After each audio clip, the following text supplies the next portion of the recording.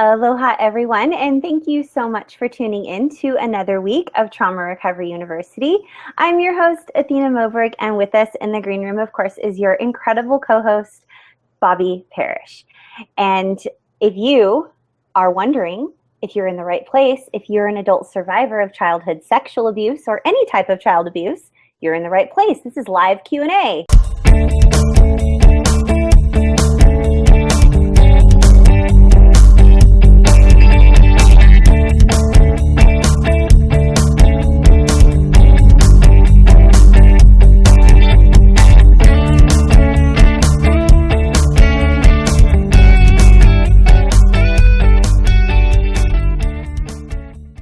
We show up here every single week to serve you, the survivor community, and answer your questions. You can interact with us live 24/7, 365, and send us your questions using the hashtag #NoMoreShame.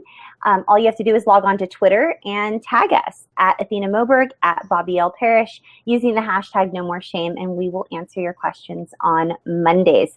If you're wondering how this exactly works, we show up here every single week, here live on YouTube, on Google+, Hangouts on Air, and on our Roku TV channel. And we interact with you, we hang out with you, we answer your questions, we support you, and we give you encouragement regarding your recovery journey from childhood sexual abuse. So if you are listening on a podcast platform such as iTunes, Stitcher, Spreaker, SoundCloud, or iHeartRadio, we would love for you to find us on our Roku TV channel or over on our YouTube channel. So head on over, search for Trauma Recovery University, and you will find us there, as this is a video broadcast. We show up here every week, and every week is a new topic for you, the survivor, who is in recovery from childhood sexual abuse or any type of childhood trauma. This week's topic is PTSD. So this is June. June is PTSD Awareness Month, and in honor of PTSD Awareness Month, on the 2nd and 4th Monday of the month of June, we will be talking about PTSD and complex PTSD. Tonight, you have tuned in to Classic PTSD. It is the 2nd Monday in the month of June, and we are excited to bring you a comprehensive one-page downloadable resource to help you in your recovery journey from childhood abuse. You can have complimentary access to that downloadable one-page resource as well as our entire library by simply going to traumarecoveryuniversity.com or our project website, which is nomoreshameproject.com. Click on the tab that says downloadables, and you'll be given immediate access, complimentary, just for free, just as a thank you for being a loyal listener, viewer, subscriber, or just an awesome survivor. And we are so happy that you have joined us. We're so happy that you're here. You guys are the reason we show up every single week. We love serving this community, and I am very happy. We announced last week that we are now in over 70 countries globally, and that is just our YouTube subscribership. We also have a total of over 20,000 people on all of social media, all in over 70 countries, that are healing safely together in community with one another from childhood sexual abuse. You guys are the magic that is this survivor community. We are all in this together, and we love being a part of just this global family of amazing people. So thank you, thank you, thank you. And we do have a very, very, very special announcement tonight. For that special announcement, I'm going to hand this over to my amazing, esteemed colleague, Bobby Parrish, my business partner in all things awesome. And this announcement is specifically for you, the adult survivor, or you, the medical professional, the helping professional, that in your practice, in your private practice, or in your practice, you actually have clients who are adult survivors of child abuse, specifically childhood sexual abuse. So we are very, very, very excited. This is going to be a very exciting evening. And without further ado, I'm going to hand this over to Bobby to do some initial announcements. And then we will be having a very, very special announcement regarding something that has been long anticipated in this community. And then we will, of course, move on from there, answering your questions, and move on to our comprehensive one page. Take it away, Bobby. Hi, everybody. I'm so glad to see you here tonight. Athena and I are especially happy tonight to make a big announcement. We have been doing this for 2 years. and started from it being pretty much just she and I sitting here on Monday evenings. And now we are so honored and so blessed to have all of you with us on this journey. And we have been wanting since day one to have an opportunity to bring survivors together in person. And so we have been working on that. We have been planning for that for absolutely positively years. And we are so proud to announce that we have gotten a sponsor, Nemours Children's Hospital in Orlando, and we will have our very first Trauma Recovery University live conference November 11th, 12th, and 13th in Orlando at the Lake Buena Vista Resort Embassy Suites. So we are so thrilled and we're so excited. It's going to be a combination of helping professionals and survivors. And the survivors will be there to help the helping professionals understand what it's like to live with PTSD and to be a survivor. And the helping professionals will have the opportunity to share what it's like from their perspective and also to ask questions and really to get to know what it is like to provide trauma-informed care for Yay! survivors. Yes. Oh we are my so God. thrilled to offer the joint conference to have survivors and helping professionals together, because it's, the reason Athena and I started this was because our recoveries had been so long and they had taken us so much time and effort. If there had been more information out there, if there had been more trauma-informed care when she and I were in recovery, we are convinced that our recoveries would have been simpler and faster. Yeah, it wouldn't have taken a cumulative of, did we say we have about 30 years between us? Yes. 30 years of recovery experience between us, just in healing from childhood sexual abuse and childhood trauma, you guys. So the fact that Nemours Children's Health System, Nemours Children's Hospital, has agreed to sponsor us, and I want to give a very special thank you to Tracy, who is our conference coordinator, who has bent over backwards in every way to help make this dream a reality. And Tracy is a neonatal nurse practitioner, and she actually works with Nemours. And I have a very easy way for you guys to receive more information about this if you're at all interested. If you guys are at all interested in receiving any more information regarding this incredible life-changing event for helping professionals and for adult survivors of child abuse, I have a easy way for you to get more information. I'm going to show you, I'm going to share my computer screen with you and show you how to get more information and how to sign up. And I want to say ahead of time that this is a spam-free environment. We promise to never sell your information or spam you. In fact, I think we have a database of like over 1,200, almost 1,300 people, and I think we've only sent like 2 emails. So I know we should probably be sending you more emails, but I'm trying to say we don't spam you. So here is, I'm going to share with you my screen. Bobby, will you let me know when my computer screen comes up for everyone? You bet. Oh, there it is. I got it. Can you see the whole screen? Yes. Awesome. Okay, so guys, this is our No More Shame Project website. This is the original website where everybody goes to watch our live broadcasts every single week, and you can tweet live here on this button. Here on the left-hand side, the very first button you see says Trauma Recovery University Live Orlando 2016. Just click on that button. You'll be taken immediately to this beautiful page that is has all of the information that we have thus far, and we will be adding information to this page, and we're actually building. I want to give a very special thank you to Matt from Surviving My Past, who has We got to collaborate over the weekend and work together on building a website for you guys. The website is not ready yet. We will give out that email. We will give out that web address and information as soon as it's ready. But for right now, all you have to do is go to this website, No More Shame Project, and click on this button.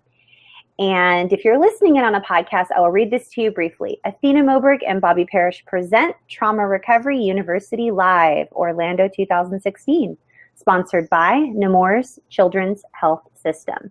For the last 2 years, Trauma Recovery University has built a community of adult survivors of childhood abuse and those professionals who serve them. We have reached more than 20,000 people in 70 countries around the world. For the first time, we are presenting an opportunity for survivors and professionals to come together in person for education, encouragement, and community. Survivors and medical professionals are invited to attend this life-changing event. And just so you all know, you're helping professionals. This is going to be an environment where you will be able to get CEUs. We're hoping for 10 to 15 units of CEUs. The dates are Friday, Saturday, and Sunday, November 11th, 12th, and 13th, 2016. We do have early bird pricing that you will get until August 1st. After August 1st, the price will go up. This event is presented by myself and my esteemed colleague, Bobby Parrish.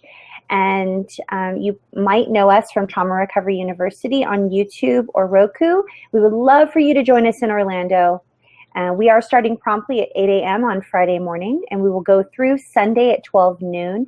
There will be discount tickets available for all conference attendees who would like to attend Walt Disney World, and we'll have more information. We'll be updating this website with more information. But just a few of the details, Bobby has put together an excellent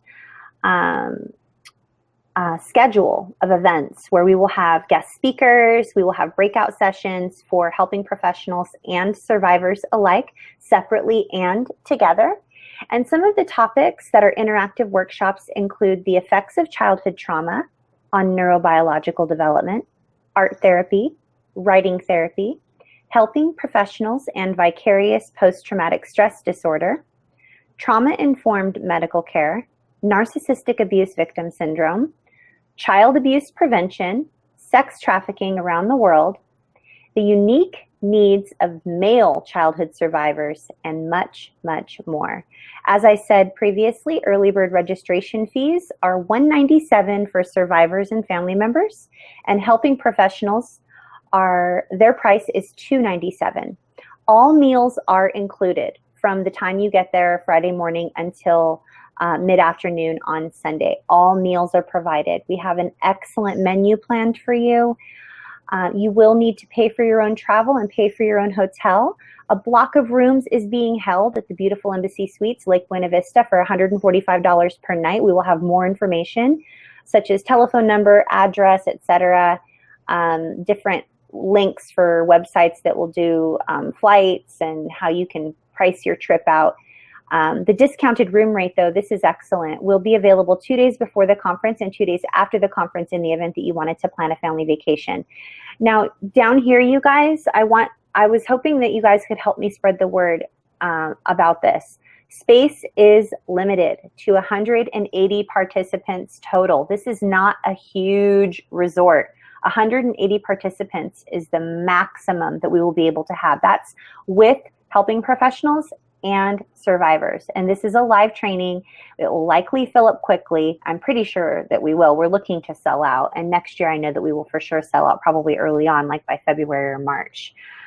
It's rare that there's an opportunity for helping professionals and survivors to come together and learn from one another and learn with one another. So it's super exciting. The material that we're going to have there at the event that Bobby will be sharing, myself, we are both going to be speaking at the event. We also have some guest speakers that we've reached out to. And the information that's going to be shared there at this event is likely comparable to the information that others charge thousands of dollars for. And like Bobby and I mentioned just a few moments ago, this type of information that we are sharing has been learned over decades of studying and healing from childhood abuse. This isn't something that is normally included in a weekend comprehensive seminar, workshop sort of environment. So when you're on the website here, guys, when you guys click on No More Shame Project website, and then you click on Orlando 2016 Trauma Recovery University Live, there is a button down at the bottom that says, yes, I am interested. You're not going to be charged for anything when you click on this button. All you do is click it, yes, I am interested. Boom, you're going to go to this page here. Yay, I love this picture, Bobby, when we got to be together in Texas. And you will be asked for your name and your email address, and it will say, we are going to message you privately this week and let you know how to purchase a ticket for this life-changing event. So that is the end of my sharing session. I hope you guys are as excited about this announcement as we are. We will likely be answering some of your questions now and heading on into our one-page downloadable resource regarding post-traumatic stress disorder. And don't miss 2 weeks from tonight when we talk about complex PTSD, which a lot of adult survivors of child abuse are currently living with. So Bobby, how's everything going on the Twitter stream? And is there anything I can do to help right now? We're talking, some people are talking about the conference, others are talking about the coloring book project. Oh, so good. I want to remind people that Simi, Wave Mistress, on Twitter is coordinating that. And does she have Simi, do you have an email address that you want people to send the submissions to? Can you shoot that out again? Yeah, tweet that out. You guys, her email address has been tweeted out, and she also has a beautiful, beautiful page on her website that has all the information about the adult coloring book on there. So we're taking submissions, and we're going to be using it as a fundraiser, and it's just an opportunity for you to have some of your drawings published and help support the survivor community. Simi's email address is wavemistress@gmail.com, and she has graciously volunteered her time to be the point person to gather all of the entries. And then she and I will be meeting at the end of June. I'm hoping that we don't need to extend this past the end of June, you guys. I'm hoping that the end of June, we will have plenty of paintings, drawings, computer-aided design, whatever your favorite medium is. All the information is on Simi's website. Email her at wavemistress@gmail.com, and she will give you all the information that you need. She'll give you a link to go check it out. I'm sure she's going to tweet that link out right now so that everybody has it. And if you guys go over to my Twitter account, at Athena Moberg, or twitter.com/Athena Moberg, the very first tweet, the pinned tweet, is all about the adult coloring book. So I would love for you guys to tweet that out, retweet that out, share that, and just let everybody know that this is a very tangible way that they can support the survivor community by finding anyone they know with any artistic ability that knows how to draw a butterfly and would like their drawing published in an adult coloring book. So we would love to publish your artwork, and we would love for you to have an opportunity to experience a little bit of what Bobby and I get to experience every week when we serve this community. It is just incredible and life-changing. So we just appreciate you guys. We appreciate you a lot. And we know that art and doing things like that is so important to all of us because it's healing, it's expressive, and it's safe. And so we're going to have an art room at the conference. It's going to be open throughout the entire conference. Get a chance to come in, do some art, take a break, be in community with other survivors, be in a safe space. And then one of the days, Saturday evening, I'm going to do a 3-hour breakout session on art therapy. So I'm so excited, and I am hoarding art supplies as we speak. Yay! I can just see myself trying to get on the airplane already with a suitcase full of art supplies. I'm going to have to send them ahead. We're so excited. We're so thrilled, and we hope that this is something that many of you can take advantage of. We would love to see you in person. And we are excited to be able to offer this opportunity. So we hope that it's possible for many of you to come and be a part of this. We welcome everybody. And speaking of welcoming everybody, We have one more announcement before we move on to PTSD. Athena, do you want to share? Our new group? Yes. Okay, I wanted to make sure that we're doing the same announcement. I'm like, wait, what are we announcing? We can announce it at the same time. Ready, 1, 2, 3, go. You guys, I'll share briefly and then I'll pass it along to Bobby. But in light of the recent events in Orlando, which have been tragic, for those of you that are members of our community and that don't know what has happened, there has been a mass killing, a mass shooting in Orlando in the LGBT community. And they're calling it a hate crime. There are many people that have been killed. There are so many that are wounded. So many families are completely devastated.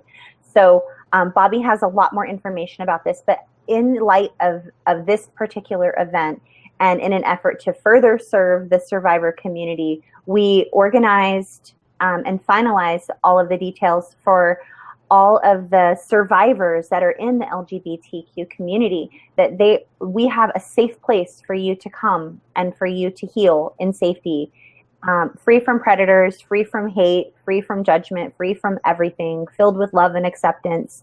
So if you are an adult survivor of childhood abuse of any kind, specifically childhood sexual abuse, and you also identify with the LGBT community, we would love for you to send us a private message. Go to the About section of this YouTube channel, please, and look how you can get plugged into Safe Community. Just friend Bobby and myself. Send us a private message. After you friend us, wait till the end of this broadcast. We'll walk you through step by step how to get plugged in. But Bobby, I would love for you to just share your heart and just tell people more about this opportunity to support other. You guys, we're put on this earth to support people. We're put on this earth to love people, and I just feel like, Bobby, you're an incredible example of someone who loves and supports others all the time, and I would just love for you to share.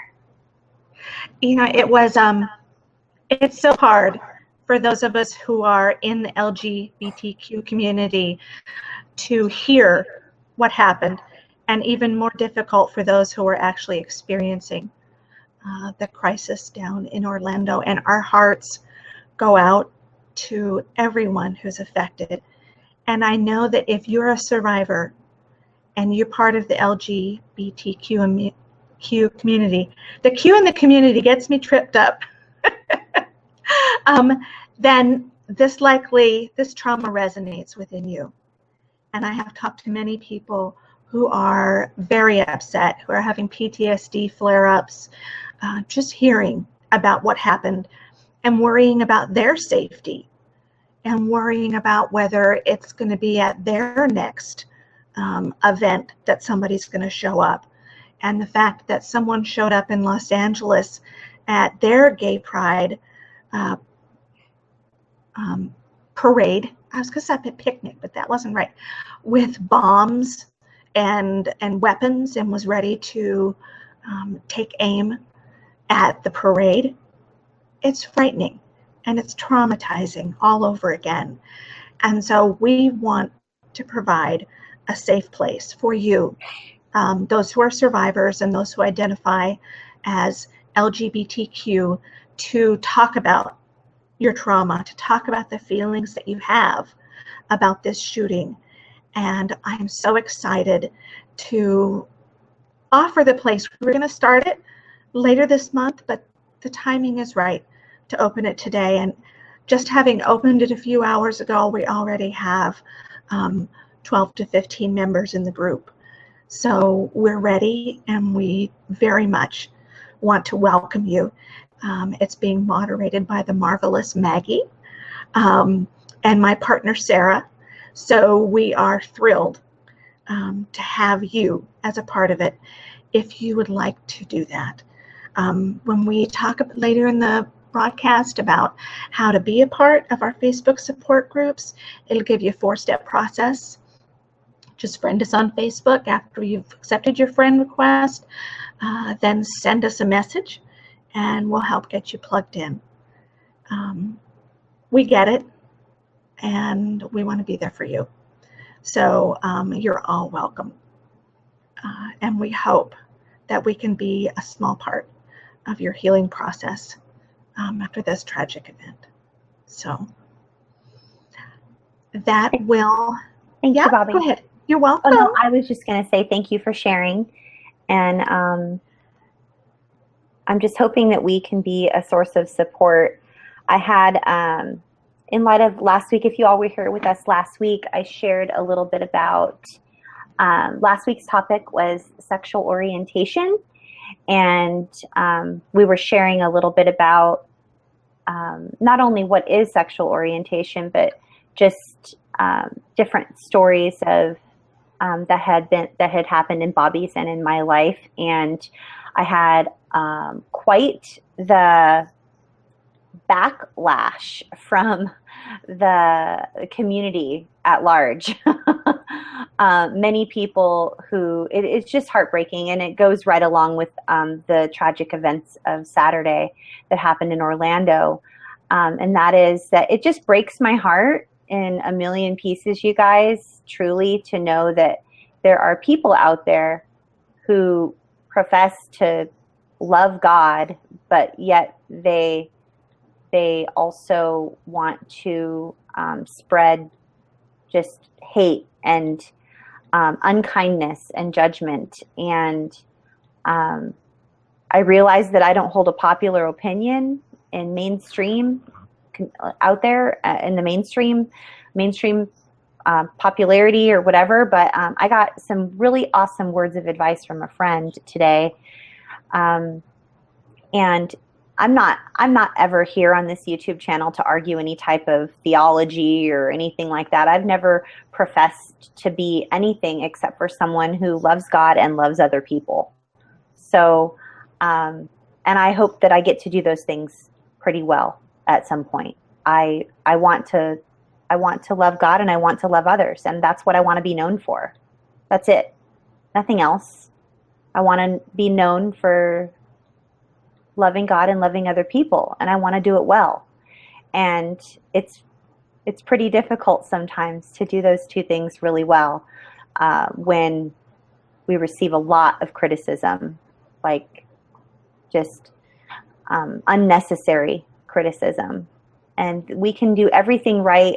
For those of you out there who consider yourselves to be sort of above everyone else, whether you're looking down your nose at people who live with mental illness, such as PTSD, or you're looking down your nose at people who live differently than you do and have a different lifestyle than you do or a different sexual orientation than you do. I just want you to know that it's where it stops being okay is when you harm other people. You can hold your own opinions. You can hold your own opinions as much as you want. You're free to have any opinion you want. You're free to say whatever you want. But when you begin harming other people, I just think that's really uncalled for. So thanks to everyone out there in this community who has been loving and kind and supportive this past week in light of all of the backlash that I received from a lot of people. So I appreciate your messages, your private messages, your emails, just your overall amazing support. And I'm sure Bobby appreciates it as well. It's not easy to get up here and record live videos every single week and put our whole selves out there to be criticized. So unless you're doing that, then it's not really our job to please you. And even if you are on YouTube, it's not really our job to please you anyway. So I digress. Bobby? Yeah. A Texas official yesterday put up a tweet that quoted a Bible verse, as you sow, so shall you reap, directly linking it to what happened at the Pulse nightclub. So because people are homosexual, God will allow them to be murdered by... Again, that's religious abuse. I mean, how many times were Bible verses used against us as children, Bobby? Yes. I'm sorry. But I had holy statues lining the walls of rooms when I would be beaten and molested and and Yeah. horrifically abused. But yet there were holy statues everywhere. There was Jesus, there was Mary, and I don't even know which other ones there were, but there were holy statues and holy water and all that. Like, I'm sorry. No and no. Yeah. So, I mean, isn't there also a Bible verse out there, Bobby, that says that you can have everything in the whole world, but if you don't have love, it's all worthless? Like, where is the love in that? Where is that person being compassionate? Where is that person showing up to be a source of love and kindness and compassion? Like, I just don't understand that. I'm sorry. I just don't get it. I'm sorry. It's wrong. no, I don't get it either. But I can promise you, it's not here. It's not amongst Athena and I, and it's not amongst our community, and we are vigilant to keep it out. So if you're out there, if you're watching this, if you're listening, please come join us. I promise you, you will not get that kind of judgment in our community, not now or ever. It's just not going to happen. So let's talk PTSD. Gee golly, what a lovely segue. Yeah. You guys, I realize that it's awkward. It's uncomfortable sometimes to have to hear the truth about what's going on in the world and what's going on in the lives of those that we care about. But, you know, we're here to be truth tellers. We're telling you the truth. The truth is that children are sexually abused all the time. There are 1 billion people on the planet right now, today, that either are being or have been sexually abused before their 18th birthday. Period. 1 billion with a B. So I'm sorry, but that's very traumatizing and it's very wrong. And it's not okay for you to come here spreading your agenda of how we need to be doing things differently. We're here to love people, and we're here to care for them, and we're here to provide a safe space for them to heal, free from predators, free from hate, free from judgment, just so they can heal in safety and try to figure their life out. So take your nonsense elsewhere, and love you. Mean it.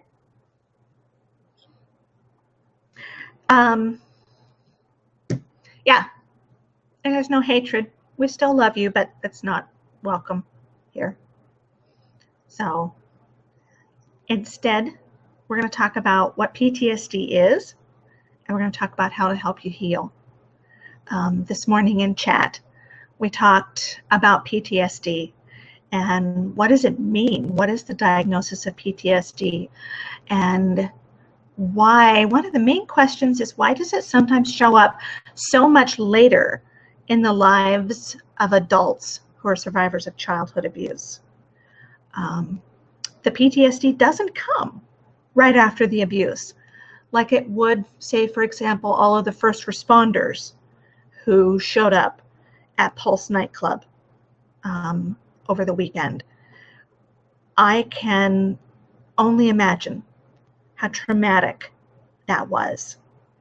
And they most likely will, if they develop PTSD, they will develop it relatively short length of time away from, sorry, bug in there, from the event. But for survivors of childhood abuse, more often than not, our PTSD comes years, even decades later, because our mind has so graciously repressed the memories and repressed our abuse. So PTSD for childhood abuse survivors is not always an immediate thing. It can come much later, and that doesn't mean that it isn't valid. And it doesn't mean that everyone's going to understand either. 50% of those who are sexually assaulted or abused will develop PTSD.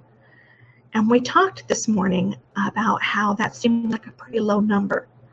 But given how infrequently trauma and child abuse is reported, and also the infrequency with which people will seek treatment due to the stigma, I'm willing to bet that that number is even higher, that there are more people out there suffering from PTSD than those who have reported it and have reported the reason why they have PTSD to their practitioners. You know, Athena and I advocate that you inform all of your helping professionals, all of your medical professionals about the fact that you have PTSD and why, and what you need from them to feel safe. And yet, time after time, survivors come back to us and say, well, I told them, but they didn't care. Or I told them, but they said they didn't want to know. Or I told them, but they said it didn't matter. We still advocate that you tell, but unfortunately we can't promise that it will be received well. But PTSD is post-traumatic stress disorder, not to be confused with complex post-traumatic stress disorder, which is Athena stated we're going to be talking about here in a couple of weeks. So tonight we're going to be talking about what they call classic PTSD. 50% of survivors suffer from PTSD at some point in their life due to their childhood abuse, and it leaves them with flashbacks, susceptible to triggers, irritability and anger, difficulty sleeping, nightmares, hypervigilance, constant state of hyperarousal, meaning they're just on the edge. We are just on the edge of fight or flight mode on a constant basis. Difficulty focusing, difficulty having concentration, intrusive memories, intrusive thoughts. We can't get what happened out of our head, and we can't stop thinking about it, despite the fact that we want to. All of those are symptoms of PTSD. And there are many ways to have that be treated, though. Usually a combination of therapies is necessary, not just one kind of therapy, but many kinds of therapy. A good combination of expressive therapies, like art therapy, equine therapy, pet therapy, are all wonderful for PTSD. And then cognitive behavioral therapy can also be very helpful. And EMDR, eye movement desensitization and reprocessing, also very helpful for PTSD. And then medication can be helpful as well. You don't have to try medication. You don't have to take medication. It's not necessary for you to recover. On the other hand, it can be helpful should you choose to use it. I think working with survivors, I see probably half and half in terms of those who wish to try and take medication and those who wish not to.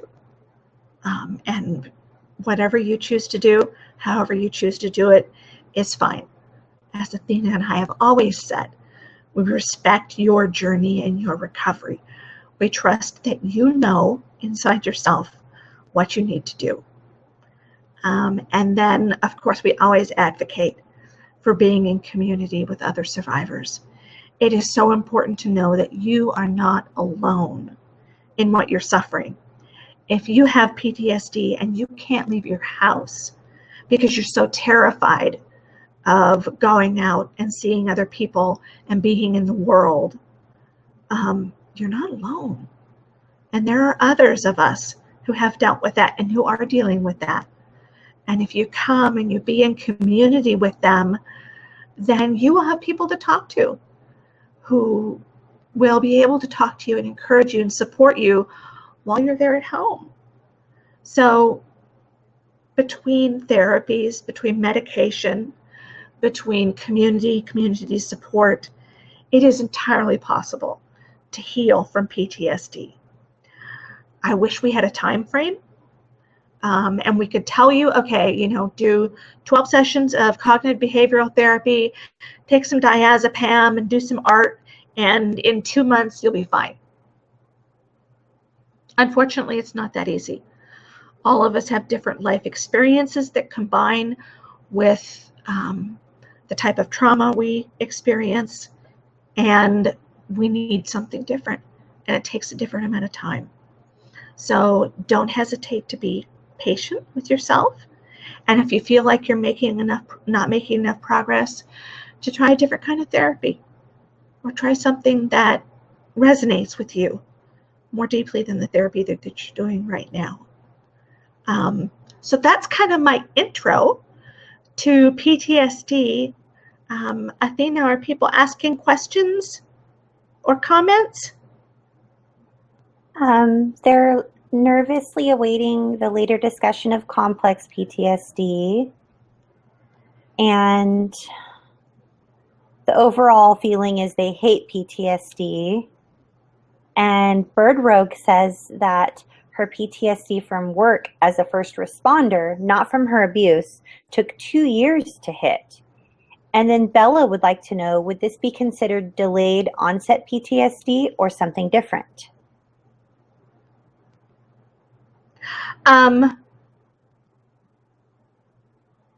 With this, what is the this? You mean when she has it didn't onset until 2 years after she stopped working as a first responder?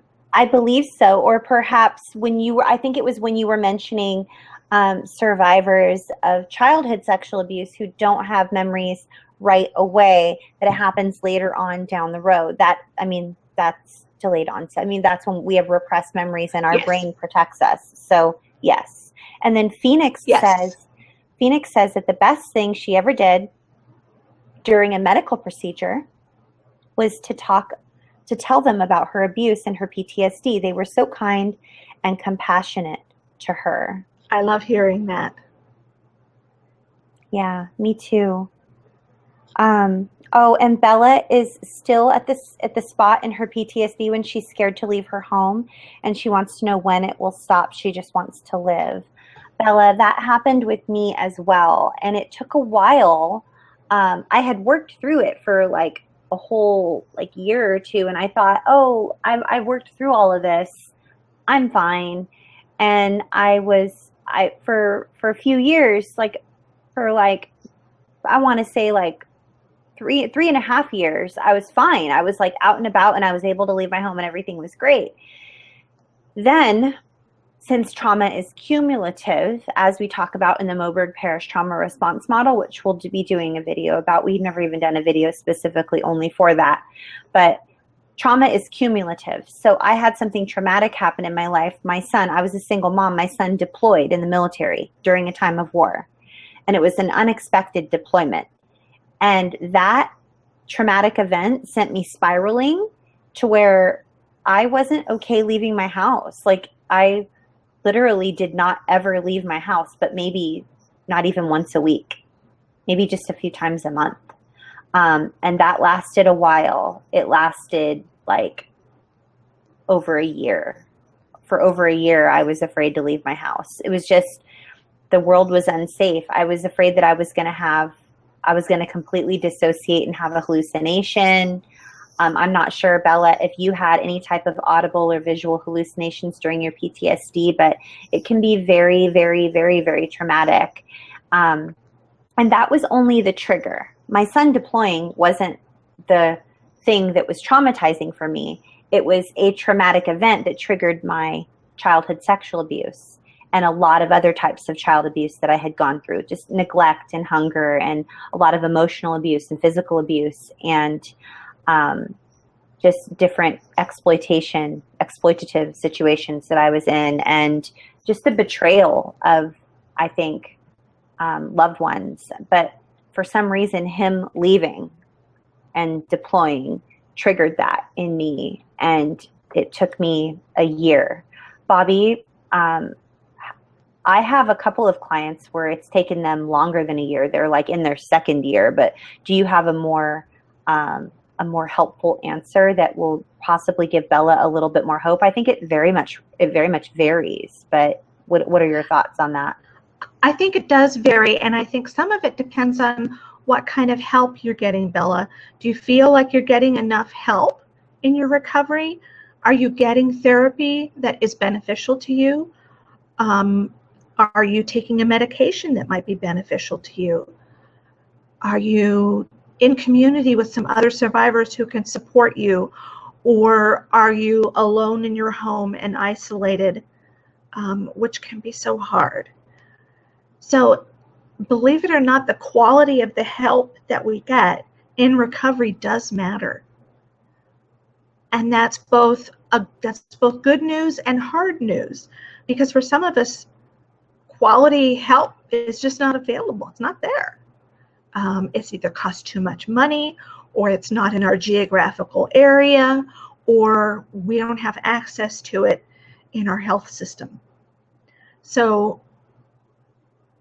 I'm wondering what kind of care you get, Bella, and whether there's something different that you can try in terms of finding a helping professional or finding a type of therapy or a medication that would be more helpful for you. And also hoping that you can get plugged into more community support. Friend either Athena or I on Facebook. And after we've accepted you, let us know you want to be in part of our support community, and we'll help you get plugged in. Okay? It makes a difference. Hey, Bobby. It does. It makes a huge amount of difference, Bella. We would love to support you. August says that she didn't remember her abuse for years, and once she remembered, she developed PTSD, and now she feels like it's all her fault she feels this way. And Simi wants to know, how do you even know when you have PTSD? And I told Simi we would be covering it on the one page, but how would you respond to August? She feels like it's all her fault, honey. It is not your fault. No. Oh my goodness, August, it is not your fault. You're having a natural response to an unnatural event. Like you're having a Bobby, I can't find words right now, but it's not your fault. Oh my gosh, August, it's not your fault. What would you say, Bobby? Absolutely. Not now, not ever, not tomorrow, not 2 weeks behind us, never your fault. That is a natural and typical response to recovering the memories of your abuse. And just as your abuse was not your fault, your PTSD is not your fault. It's a post-traumatic response. It's just a response. Your post-traumatic response is what's going on. Sorry, Bobby. Right. No, you bring up a good point. It's your body's response to the trauma.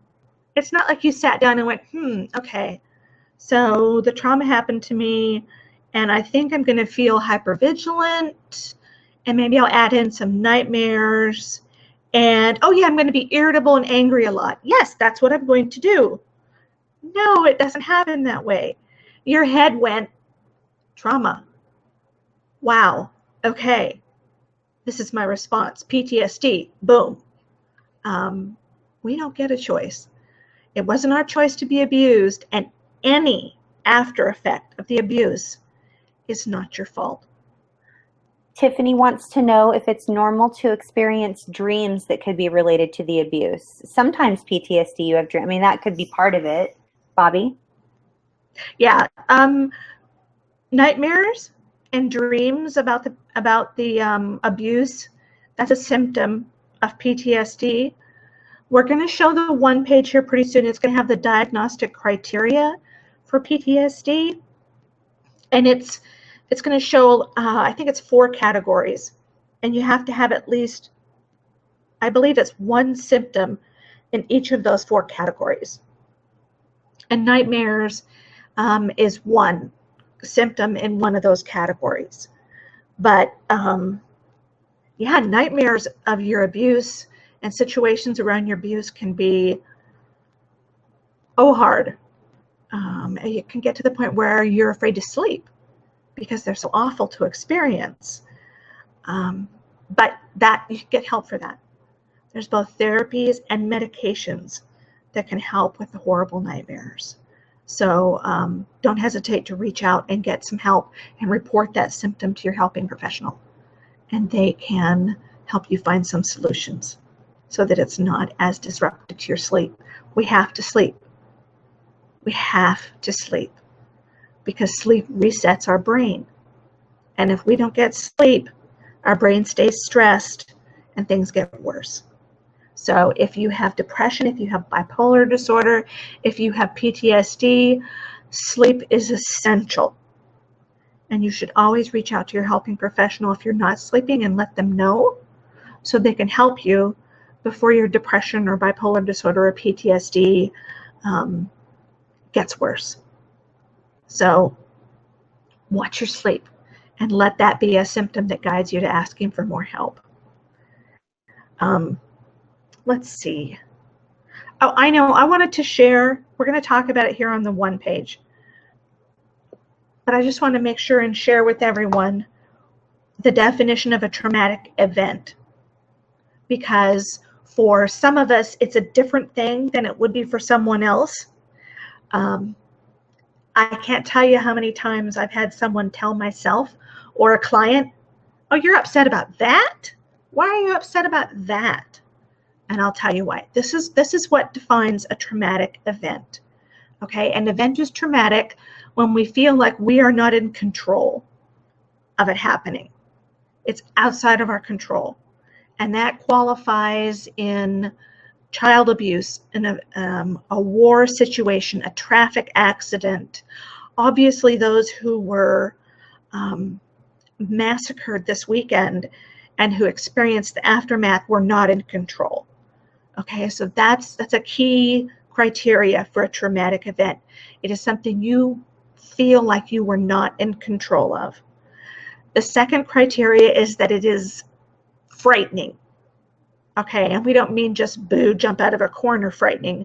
We mean frightening to the very core of yourself, frightening, terrifying. So out of your control, terrifying, and then it changes your worldview and it changes your view of yourself. Okay, so in the event of a traumatic event, usually as abuse survivors, it changes the way that we look at the world. The world isn't safe anymore. We don't feel safe in the world. The world becomes scary and the world becomes threatening. And furthermore, it changes the way we look at ourselves. So we don't see ourselves as able to keep us safe anymore.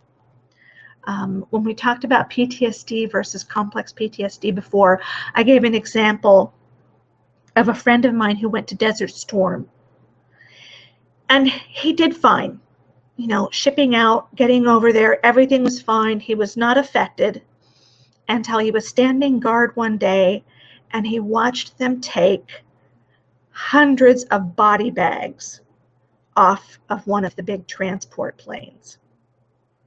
And at that instant, his worldview and his view of himself shifted because he had felt in control. He had felt like he could keep himself safe. Nothing was going to happen to him. He was going to be fine. But seeing that gave him concrete evidence that he was not in control. He could not in every way keep himself safe. And the world, this situation he was in, was not a safe situation. People were planning for his death. And that made the whole event traumatic for him. So it really does, it's about your perception. And as Athena mentioned earlier, trauma is cumulative. Okay? So if I experienced trauma in my childhood, an event that may not give someone else PTSD is going to be traumatic for me because I already have a foundation of trauma and PTSD in my life. And now here comes something else on top of it. So if someone is saying, why does that bother you? What's the matter with you? Well, trauma is cumulative. I have a history of trauma in my childhood. I am susceptible to traumatic circumstances and events. So I'm hoping that everyone can see that what we interpret as traumatic can be a very individual thing. And just because someone else didn't develop PTSD from similar circumstances that you were in does not mean that your PTSD is not valid. Okay? Don't let anyone tell you you shouldn't feel that way. And I can guarantee you're not going to hear that coming out of either my lips or Athena's at any time No. during what we talk about. No. Most definitely not. Most definitely not. August says, when I see victims of violence, all I think about is how horrible they are going to feel because I got PTSD. It's traumatizing. It's true. It's so true, you guys. Yep. Oh my goodness. I mean, when I get a message from someone, like a private message, that Bobby and I vet each person before they get invited into our groups. So we ask them questions. If you all are in any of our private secret Facebook groups and we haven't had an ongoing relationship with you on some other form of social media, either on email or Facebook or Twitter or YouTube, then we will have a messaging correspondence with you, and we'll be asking you questions about your recovery journey and what it is that you're working on with regards to your recovery. When I receive a private message from someone just spelling out how completely and totally traumatized they are from whether it's their childhood sexual abuse or a recent domestic violence situation that is very reminiscent of their childhood, or anything, it is triggering, but it's not triggering like, oh, I wish I wouldn't get these messages. It's triggering in, I have such a huge amount of compassion and understanding and empathy for anyone who is suffering through anything, especially at the hands of other people, you guys. To be abused by another person, that is an act of hate, and it's not an accident. When you get abused by someone, it's not an accident. It's not something that happens.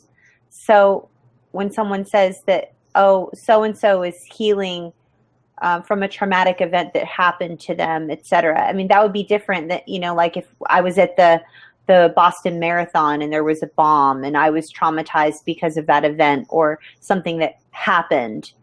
I'm not only traumatized because a natural disaster happened. Not that I'm minimizing natural disasters, because they're hugely traumatizing. What I'm saying is when you are sought out and abused, whether it's sexually, physically, emotionally, mentally, financially, religiously, and you are the survivor of abuse at the hands of another person, I just have such a deep, deep, deep need to make sure that that person knows that they're not alone. Because the first lie our abuse tells us is that we need to keep quiet.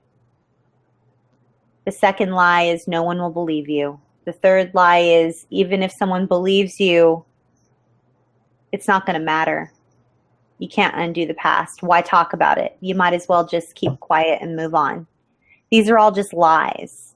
And it is hugely traumatizing in a compound way. It has a compound effect when not only are we silenced and are we not believed and are we minimized and pigeonholed and marginalized and shamed and blamed and told that we should be over it. It's just, I have such a huge, Bobby and I both just have such a deep need to make sure that everybody out there knows that if you are living with any symptoms of trauma from your childhood from abuse at the hands of another person, like, this is a safe place for you. We want to invite you in and welcome you in to heal with other people who have been through what you've been through. Because people who have been through what you've been through get it, and they don't ever minimize you, and they don't ever tell you to get over it, and they don't ever tell you to be quiet, and they don't ever tell you that it doesn't matter. So anyway, I feel like we really need to possibly share the one page. Bobby, what do you think? Okay. I know that we're going to share our comprehensive one page with you all right now. If you would like complimentary access to our downloadable one page resource, you can go there. you can go to traumarecoveryuniversity.com, or you can go to nomoreshameproject.com, and you'll see a tab that says downloadables. If you click on that, you'll be given immediate access to tonight's one-page downloadable resource, which is titled PTSD and Childhood Abuse Recovery. And it's just free. It's free. It's just a thank you for tuning in, for wanting to heal. We're grateful that you want to heal, and we're grateful that we're here to be a support to you. And if you are not here live with us and you are watching a replay and you're on this channel, you can always go down in the description section of this particular video on a replay, and you can click the button that will fast forward you all through the talking, and you only get the one page, you fast forwards you to the one page resource so that you can skip announcements and conversation and other people's questions and answers. But if you come and you hang out with us and you listen to the questions and answers, as Bobby and I say every week, oftentimes that is when the light bulb moments happen. That is when you get your questions answered. That's when other people have the same questions that you have, and you're able to receive more out of this broadcast. So we do have a great one page for you tonight on PTSD. Bobby is going to share that now, and then we will be back to show you how to join safe community and heal with others. Okay. Let's look at the one page, and we have so much information for you tonight. I had a hard time getting it all compacted down to one page, and I'm sure that poor Athena had a hard time too. So, kind of. I tried though. I tried. Yes. So bear with us here as we share with you all of this. Post-traumatic stress disorder, also known as PTSD, is a mental health disorder that results from seeing or being involved in a traumatic experience. According to the Moberg-Parrish trauma response model, an experience is classified as traumatic if it, 1, evokes a feeling of terror or significant fear, 2, occurs under circumstances where individuals feel they have no control over the experience or its outcome, and 3, I'm on 3, right? Changes the individual's worldview and view of themselves, means it changes their personal capacity to keep themselves safe.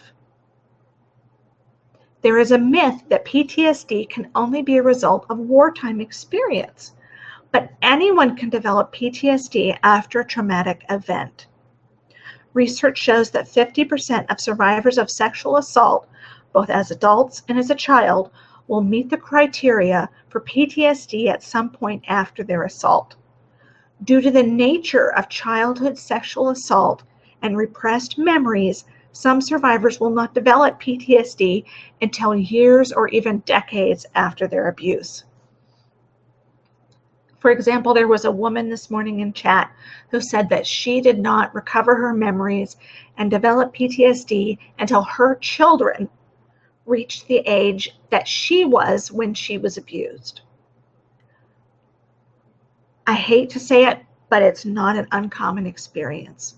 There are many life milestones that can trigger our memories of abuse. For women, sometimes it's just giving birth and having a child in their arms who is totally dependent on them.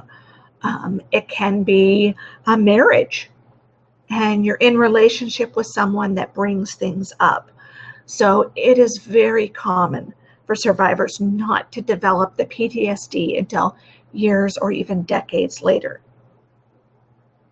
So here are the criteria for the diagnosis of PTSD.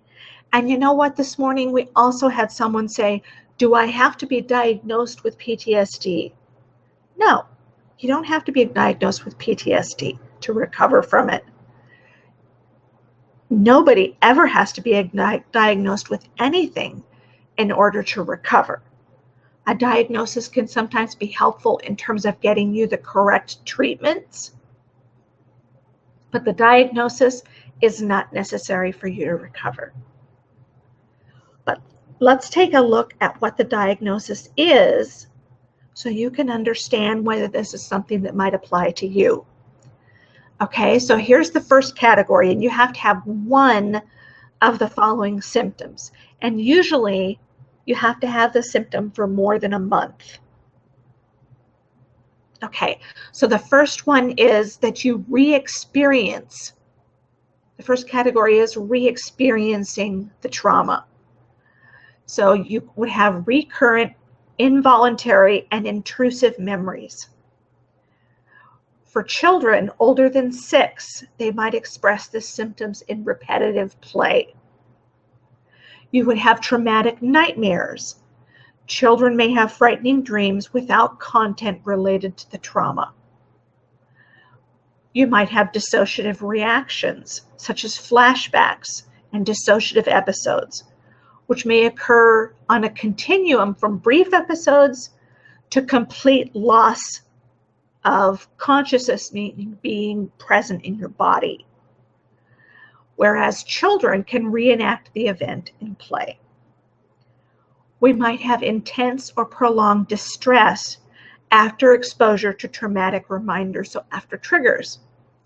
And we might have marked physiological reactivity after exposure to trauma-related stimuli, meaning that if we're exposed to a trigger, we get the sweaty hands, we get the rapid heartbeat, we get biological responses to trauma. And then this next category is a persistent effort to avoid distressing trauma-related stimuli after the event, and you have to have one of these two. And the first is that you're going to avoid trauma-related thoughts or feelings. And the second is that you're going to avoid trauma-related external reminders. So if your abuse occurred in a certain place, okay, so say for example, in your home, your abuse occurred in the basement. If you avoid basements from that point forward, that is a symptom of PTSD. If you avoid trauma-related thoughts or feelings, I can give you an example of this from my personal life experience. I will avoid any kind of movie or television show or discussion that evokes feelings of shame for me. Shame is a huge trigger.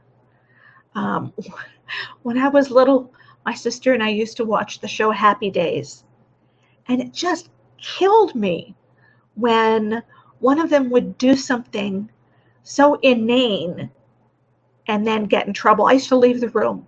I had to leave the room and go in my bedroom and hide because I felt so ashamed and so triggered by what I had seen. So I will avoid anything because the reaction that it evokes in me is just so strong. And the next one is negative alterations in cognition and mood. Okay, so negative alterations in the way you think and your mood. Two of these, you have to have two of these symptoms. The first is the inability to recall key features of the traumatic event. Hello, I think almost every child abuse survivor would qualify here.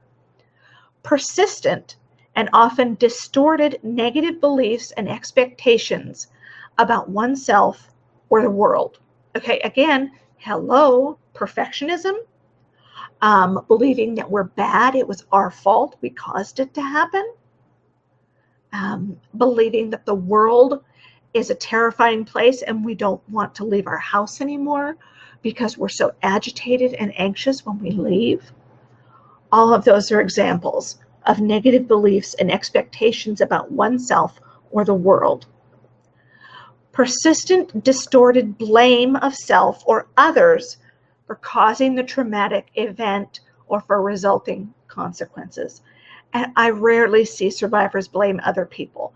More often than not, I see them blame themselves. Persistent negative trauma-related emotions, fear, horror, anger, guilt, or shame.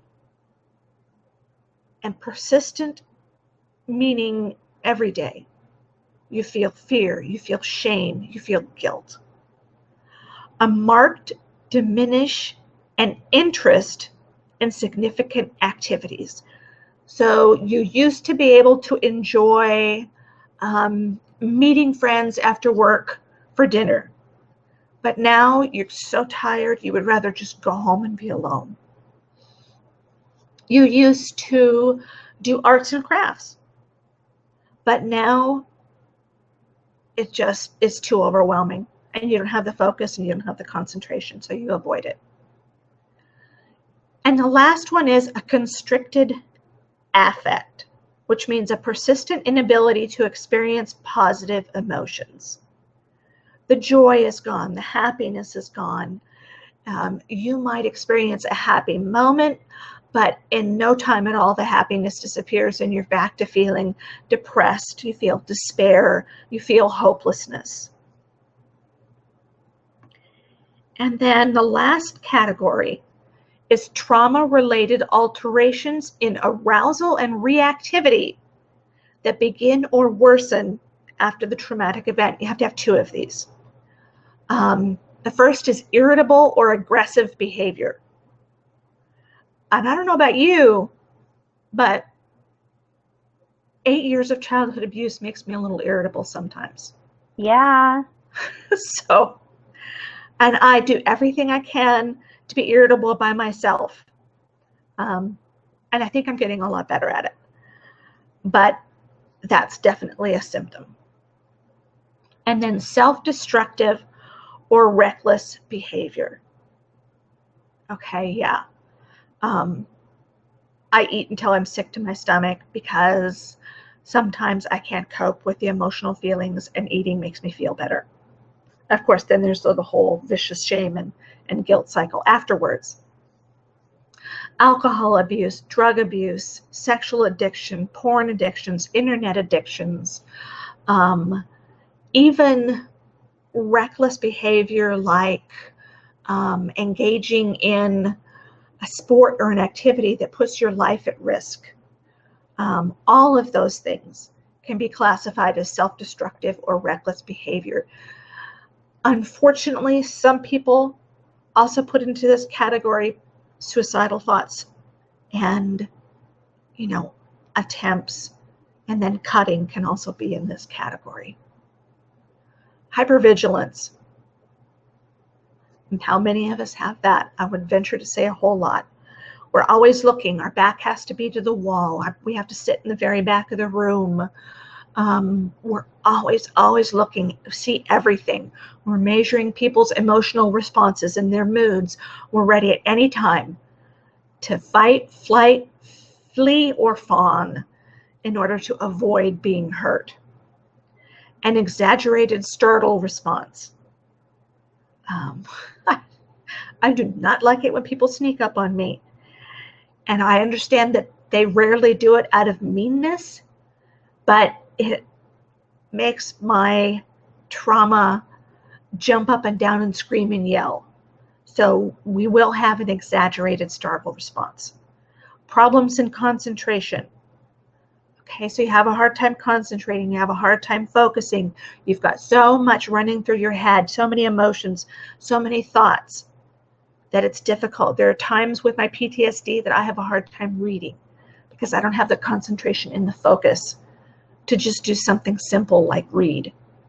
And the last one, sleep disturbances.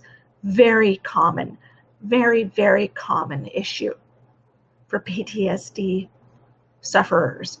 And the problem with that is that lack of sleep because of the PTSD makes the PTSD worse.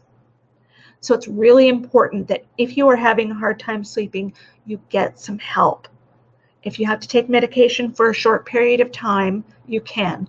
And from personal experience, I can tell you there are some good medications that are on the market now that are not habit forming, that can help you with sleep.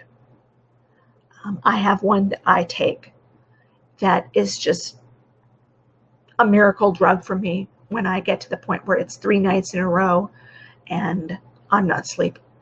So don't hesitate to ask your medical helping professional about that. And then at the bottom, the best therapeutic approach to PTSD is a variety of types of treatment. Not just one, but a whole team of therapy approaches: medication, cognitive behavioral therapy, eye movement desensitization and reprocessing, and expressive therapies. All are helpful, and all can work together to bring you a relief from PTSD. We might, as survivors of significant trauma, always be susceptible to things like a completely out of nowhere and unexpected trigger, but the day-to-day symptoms of PTSD can abate and they can go away. So there is hope. PTSD, if you're having it now, you have a flare-up of it every once in a while, it can get better if you're getting the right support and help that you need, which is so hard because as someone who is suffering from PTSD, it requires quite a bit of energy to go out and find the right helping professionals, right? And so you may need someone to help you. And it's okay to have a safe support person sit with you while you make phone calls. It's okay to have them look on the internet and come up with a list of therapists that might look good for you. All of those, you deserve to have help to find what you need. So don't hesitate to ask for help. And you have all of our support as you look for the right helping team to get you on that road to recovery from PTSD. Absolutely. I wanted to say just a really quick and special hello to Angel Mastroianni, who joins us during CSAQT sometimes. She is watching live for the very first time. I believe it's the same Angel that joins us for CSAQT sometimes. So Angel's watching live for the first time, and we're so happy. Hi, Angel. Hi, Angel. We're so happy you joined our community. You are welcome to come here every single week, every Monday, 6 p.m. Pacific, 9 p.m. Eastern. And we have a new topic every single week. June is PTSD Awareness Month, and it is Pride Month. And so we are addressing adult survivors of childhood sexual abuse community that we serve on the topics of everything relating to sexual orientation, as well as gender identity and expression. And that's on the 1st and 3rd weeks of the month of June. And on the 2nd and 4th weeks of the month of June, we are honoring PTSD Awareness Month. And we are talking about post-traumatic stress disorder as well as complex post-traumatic stress disorder.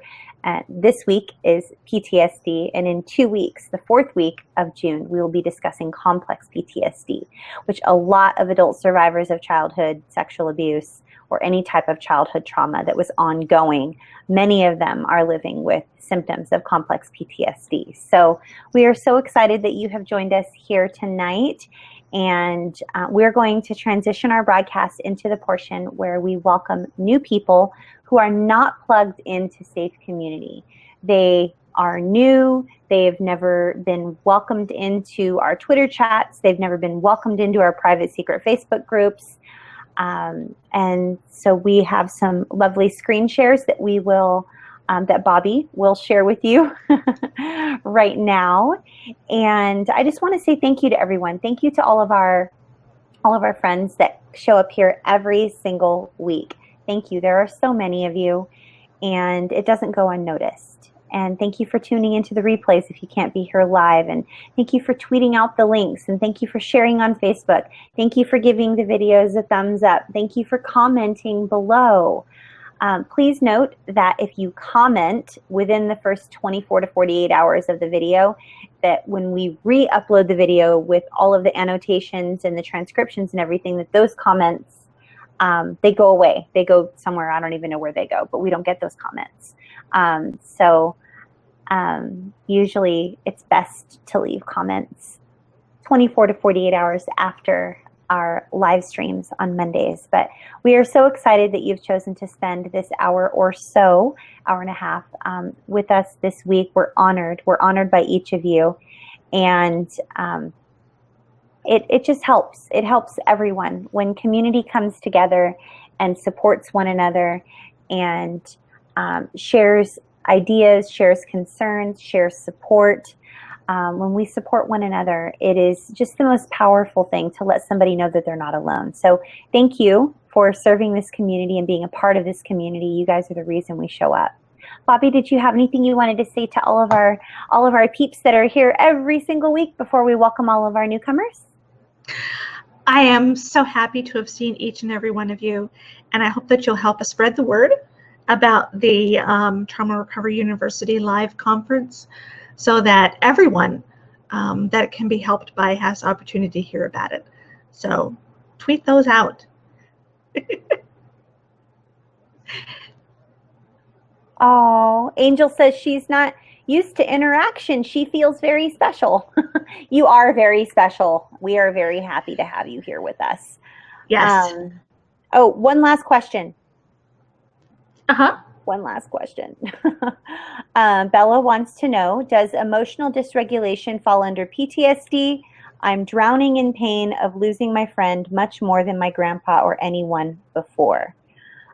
Emotional dysregulation, I'm not going to say that it does or does not fall under the category of PTSD because PTSD is excruciating in and of itself, and everything that encompasses that we just went over on the one page is excruciating, and that can be a part of it. I do want to give you a tip, Bella, regarding emotional dysregulation.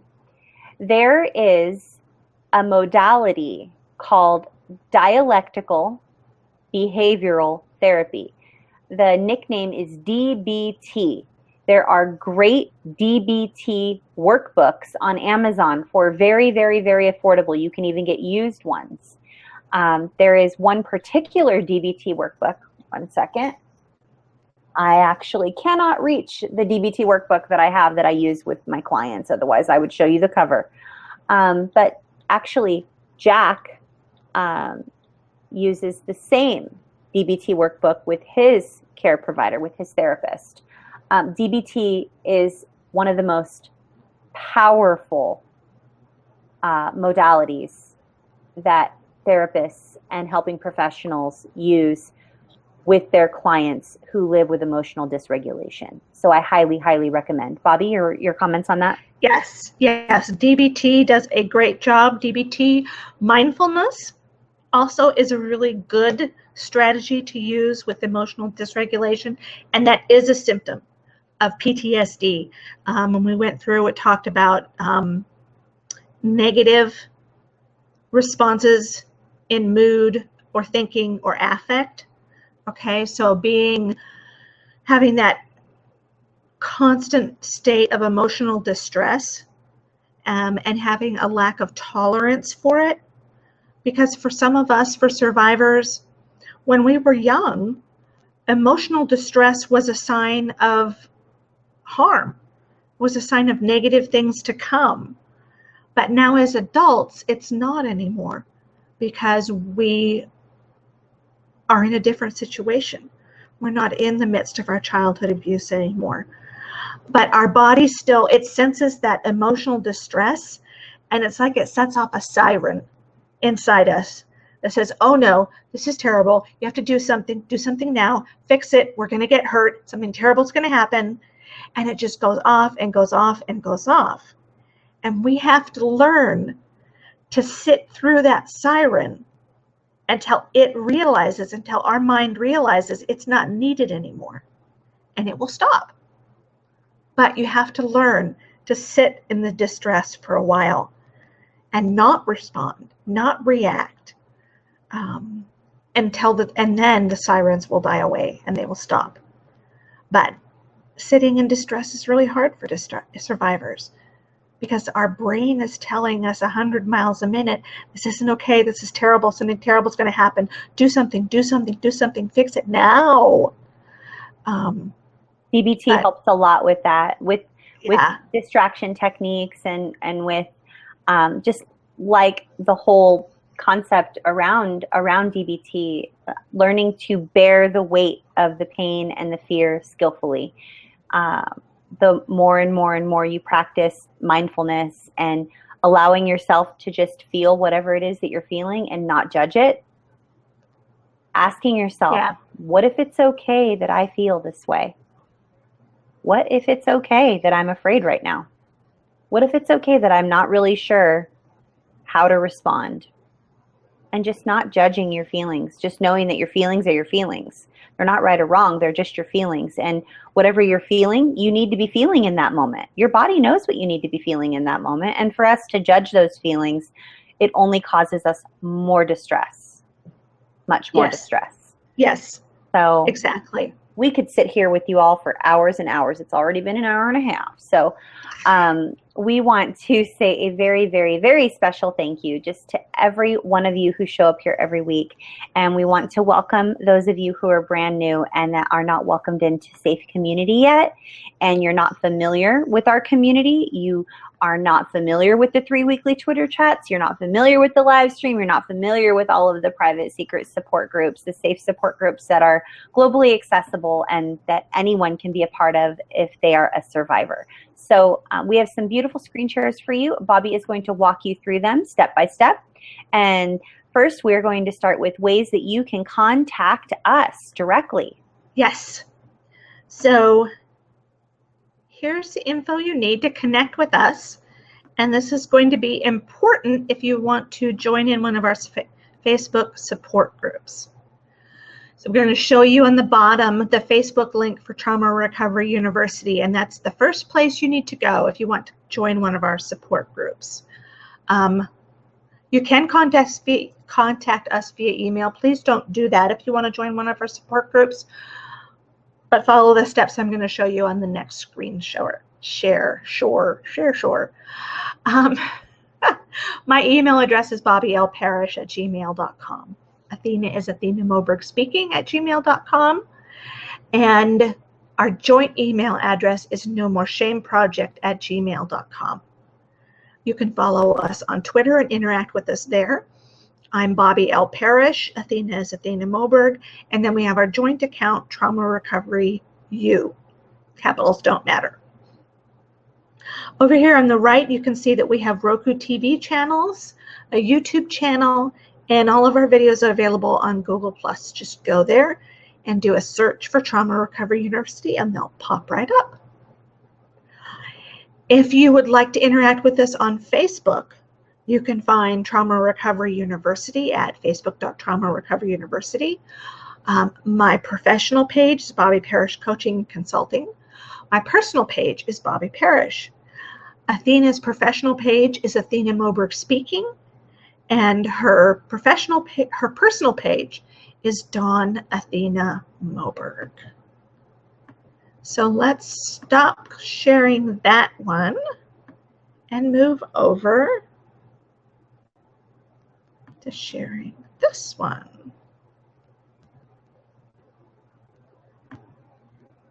We are going to be live streaming the conference in case you can't come and you want to watch it live stream.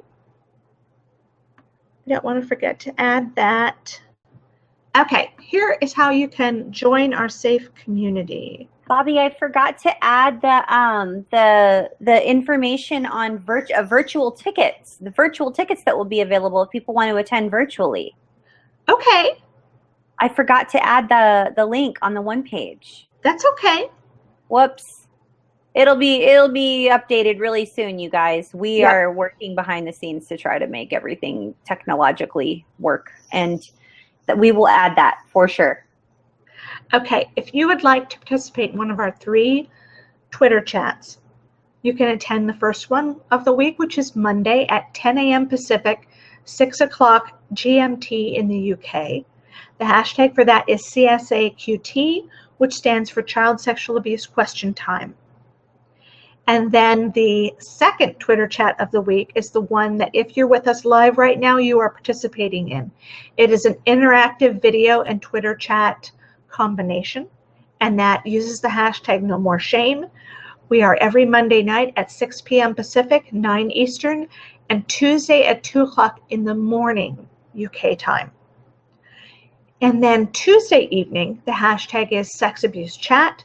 It is at 6 p.m. Pacific, 9 Eastern, and Wednesday at 2 o'clock in the morning. If you would like to join in on our video broadcast, see that and see the tweets, you could just go to bit.ly/trauma recovery U, and those capitals do matter. If you would like to be welcomed into one of our support groups, this is the 4-step process. And it's just this simple 4-step process, and we ask that you follow this. It's the easiest for us to navigate. We ask that you like the Trauma Recovery University page, and then you send friend requests to both Athena and I. We have very different schedules.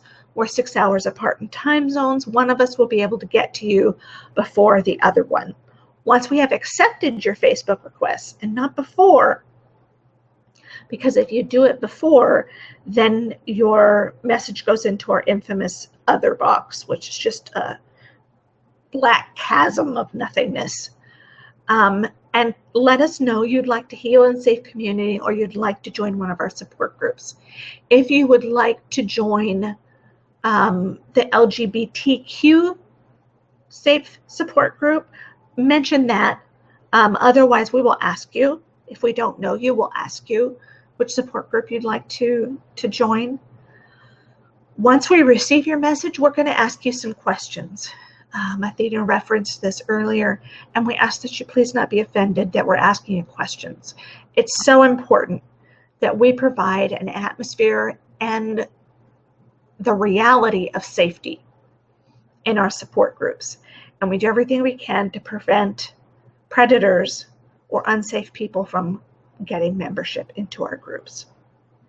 And so after we've asked some questions, we know that you're safe, we will get you plugged into one of our groups. And that's it.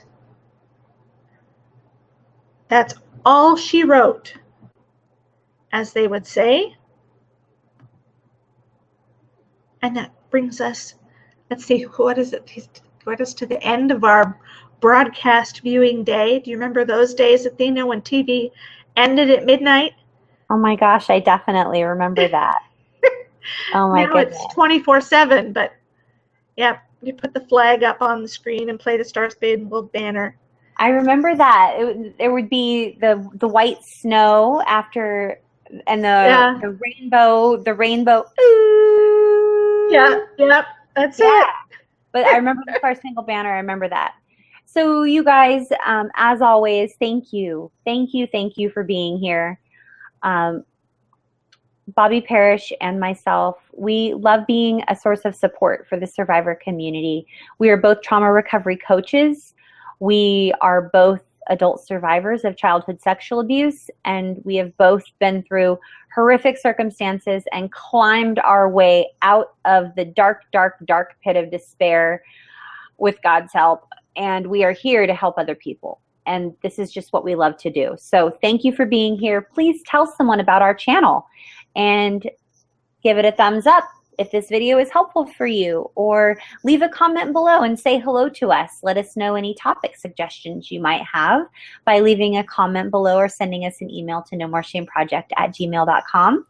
And if you are in the Orlando area, or you would like to go to the Orlando area right near Walt Disney World and meet up with a whole group of amazing survivors and practitioners, then we invite you to go to nomoreshameproject.com and click on the tab that talks about Trauma Recovery University Live Orlando 2016 during Veterans Day weekend.